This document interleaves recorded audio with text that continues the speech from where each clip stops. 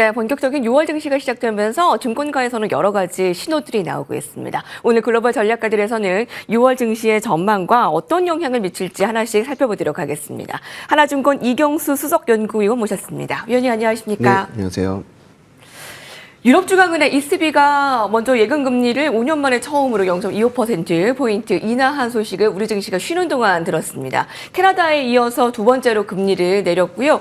미국보다 먼저 피벗에 나섰는데 시장에서는 이번 ECB의 금리 인하가 미국을 비롯한 주요국의 금리 인하로 이어질지 지금 주목되고 있습니다.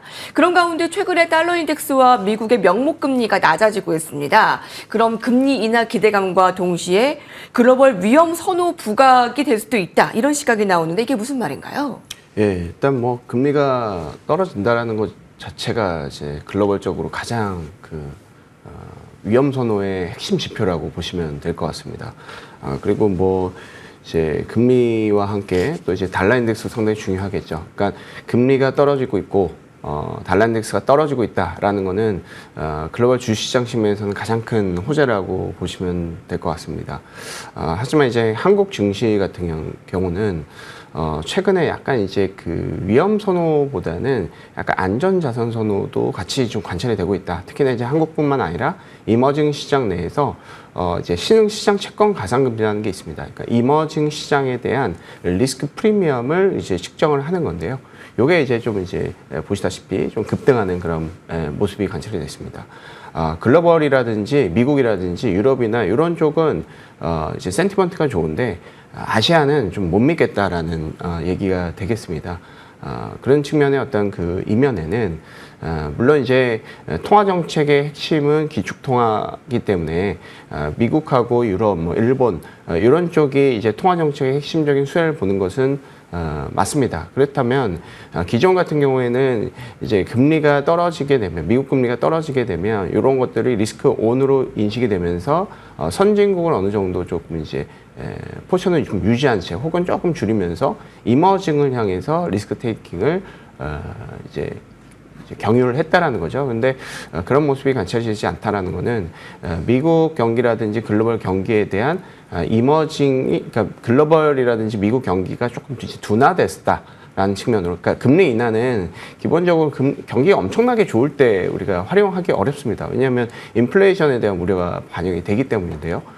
이런 것들이 좀 완화된다, 우려가 좀 된다라는 측면에서 금리 인하를 했는데, 한국이나 대만 같은 이런 국가들은 그거에 대한 어떤 그 타격이 더 크지 않을까라고 생각을 하는 겁니다. 이제 통화 정책 외에 이제 이제 펀더멘탈 경기를 이제 보는 거라고 보시면 될 것 같습니다. 그래서 지금 이제 이머징 시장에 대한 어떤 외국인들의 센티먼트는 최근에 이제 대만이라든지 한국 위주로 좀 많이 매도를 하고 있고, 요 얘기는 미국 경기가 좀 둔화됐을 때 이들 국가들이 가장 그 타격을 많이 받을 것이다라는 반영이 되고 있는 것이라고 저희는 생각을 합니다. 그래서 글로벌 이제 위험 선호도는 사실 한국 증시, 글로벌 증시에는 상당히 좀 유리한 상황은 맞지만 한국 증시에는 조금 우리가 좀 다시 생각해봐야 될 이슈가 되지 않을까, 이렇게 어느 정도 국내 안에서의 어떤 차별화를 야기시키는 그런 요인이라고 이렇게 보고 있습니다.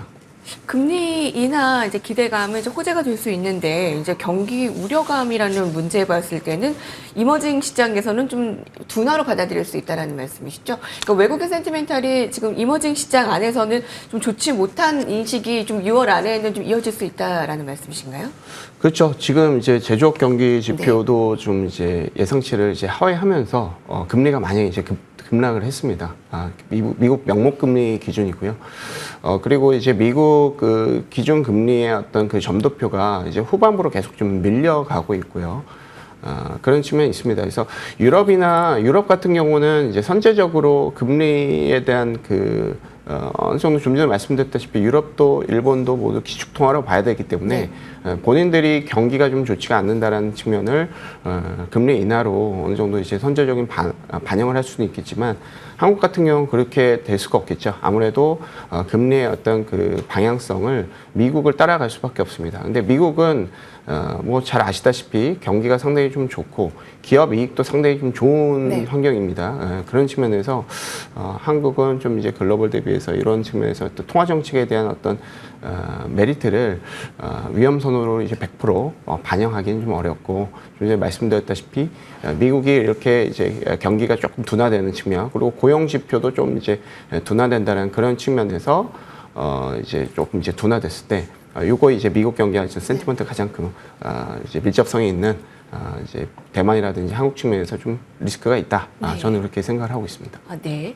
좀 차별화가 있을 수밖에 없겠네요. 그러니까 대만과 한국에서는 좀 외국인들의 센티멘탈이 약한 부분이 있고요. 아무래도 좀 미증시가 조금 더 강한 면이 있습니다. 자, 그럼 미증시부터 조금 더 살펴보도록 하겠습니다. 이번 주에 이제 고용의 한 주를 보내고 있습니다. 그런 만큼 고용 지표들이 줄줄이 발표되고 있는데 지금 시점에서 좀 캐나다와 유럽이 아주 빠르게 금리 인하를 단행을 했습니다. 캐나다가 먼저 금리 인하를 하고 하루 만에 지금 유럽에서 금리 인하 소식이 들려왔는데 미국은 좀 9월 가능할 것이라고 보시나요? 이제 페드워치에 따르면 9월에 금리 인하 가능성이 확률이 좀 더 높아진 것으로 보여지는데요. 네, 좀 이제 아무래도 이제 선제적인 반응을 했기 때문에 조금 이제 가능성이 있다라고 보지만 저는 이제 9월보다는 이제 연말 가능성이 더 높지 않을까 첫 이렇게 스타트가요? 생각을 하고 있습니다. 그러세요? 예, 저는 왜 그렇게 생각을 하냐면 미국 지수가 너무 좋거든요. 그러니까 제가 이제 기존에 저희가 연구를 했던 결과가 뭐냐면 S&P 500 지수의 YY 지수와 CPI의 YY 지수의 어떤 콜레이션을 저희가 분석을 한 결과가 있습니다. 근데 이제 지금 뭐 아시다시피 뭐 나스닥이라든지 S&P 500 이런 자산 가격들은 뭐 비트코인까지 포함을 해서 엄청나게 지금 올라가 있죠.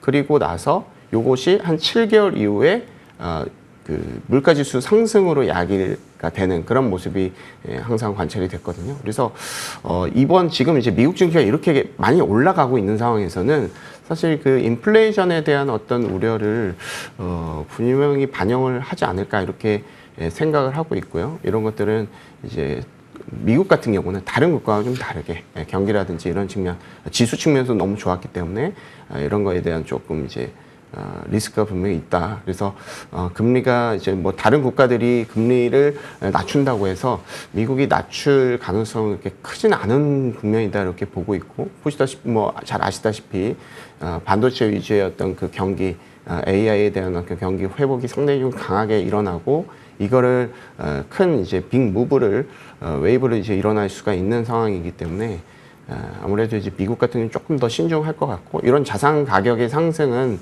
분명히 경기 지표 외적인 측면에서 보더라도 미국 이제 어떤 이제 전체 안에서의 네.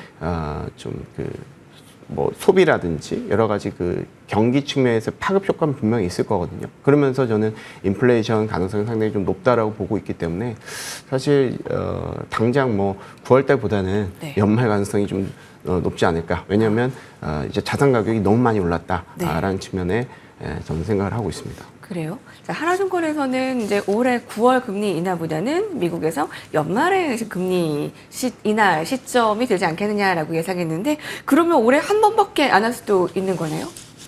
저는 그렇게 생각을 하고 있고요. 그래요? 아무래도 지금 이제 대선이라서 뭐 통화를 많이 풀 것이다라는 생각을 하실 수도 있겠지만 아무래도 이 어떤 뭐 미국 사람들의 어떤 그 측면에서 봤을 때는 인플레이션이라든지 이런 것들이 조금 더 대권의 어떤 표심에 조금 더 영향을 미치지 않을까 이렇게 생각이 좀 듭니다. 예.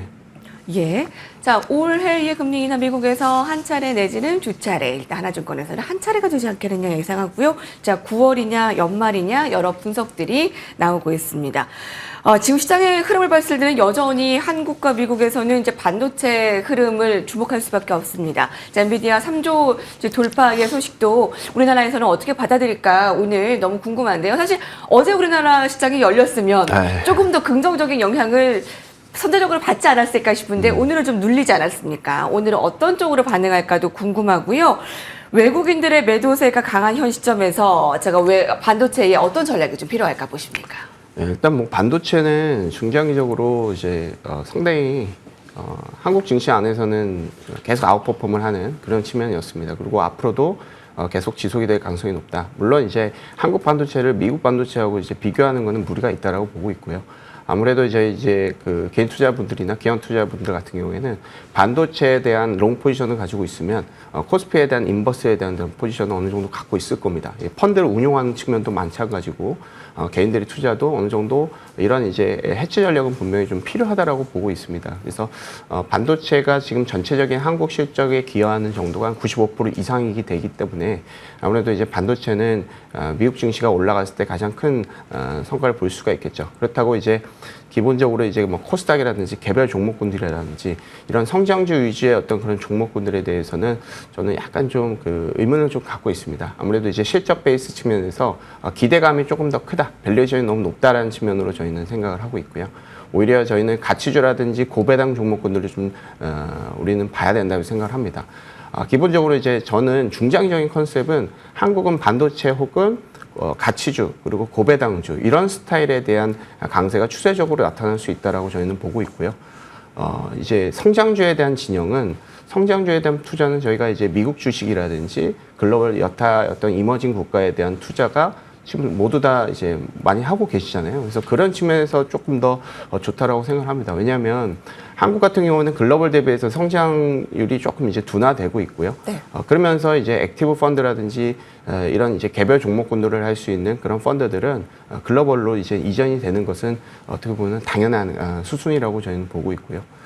그런 측면에서 저희는 한국에서 지금 올 초에 이제 밸류업 정책이 이제 나왔잖아요. 그러면서 올해 상반기에만 자사주 소각이 6.1조 원이 이제 완료가 됐습니다.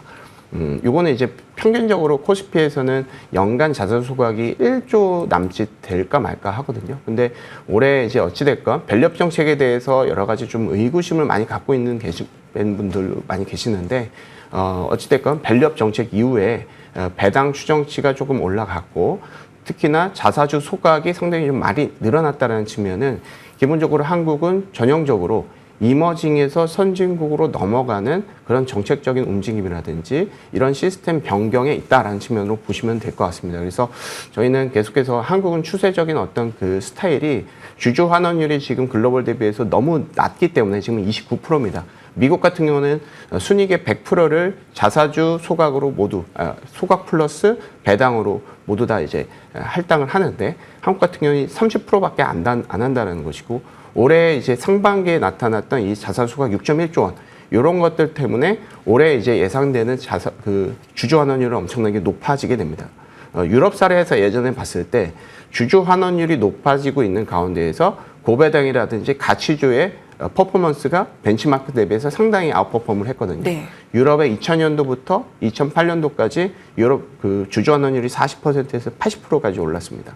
이 사례 때 유럽의 가치주가 상당히 좋았다라는 얘기예요. 그 다음부터는 그렇게 되지가 않죠. 그래서 네. 저희는 이제 주주 환원율이 높아지고 있는 초기 단계고, 네. 저희는 경기의 어떤 성장률이 반도체에 너무 편중되고 있다는 점, 그리고 국내 안에서의 내수 경기가 너무 좋지 않다라는 점을 네. 타개하기 위한 이런 이제 정책적인 움직임이라든지 기업적인 어떤 자율적인 어떤 움직임이 가치주라든지 고배당주에 오히려 관심을 갖지 않을까 이렇게 네. 생각이 들고요. 반도체는 뭐 당연히 실적 측면에서 우리가 관심을 가져야 되는 거니까 요 세 가지 스타일을 네. 국내 증시 안에서는 저희 유망한 스타일이라고 네. 좀 보고 있습니다. 6월 증시 전략을 벌써 빠르게 정리를 해주셨는데요. 반도체와 고배당주, 가치주 이렇게 보면 되겠습니다. 맞습니다. 네. 중장기적으로는 반도체 아웃퍼폼, 롱 포지션 가지고 가시고요. 성장주에서는 아마 미국이 좀 더 유리하지 않을까라고 예상을 해줬어요. 자, 그럼 잠시 후에 전략 한마디 다시 정리를 해보도록 하고요. 그 1차 전지주들이 워낙에 이제 개인 투자자들이 궁금해하시기에 좀 반짝 상승한 부분들을 어떻게 판단하는지 좀 주시죠. 단기적으로는 의미가 있는 전략인 것 같습니다. 워낙 많이 조정을 많이 받았고요.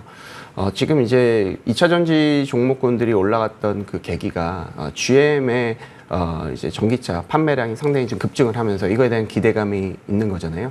기존에 근데 가장 중요한 건 이제 테슬라가 되겠는데, 테슬라의 어떤 그 주가의 움직임이 조금 더 좀 중요하지 않을까 이렇게 생각이 듭니다. 그리고 기존에 이제 2차 전지, 저희 2차 전지 상당히 좀 좋아하긴 하지만 요 2차 전지의 추정치 자체가 너무 작년에 높게 형성이 됐었어요.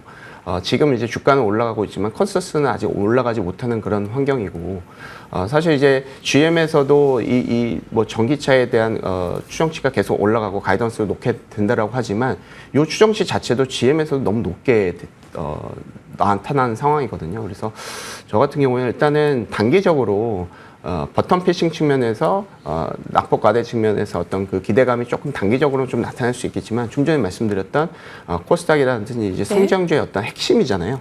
이런 흐름들은 저희가 뭐 조금 더 뭐 테슬라라든지 전체적인 2차 전지의 글로벌적인 이제 판매량 급증 이런 웨이브를 좀 기다려야 좀 더 좋지 않을까 이렇게 생각이 들고 국내 안에서는 좀 전에 말씀드렸다시피 반도체라든지 네.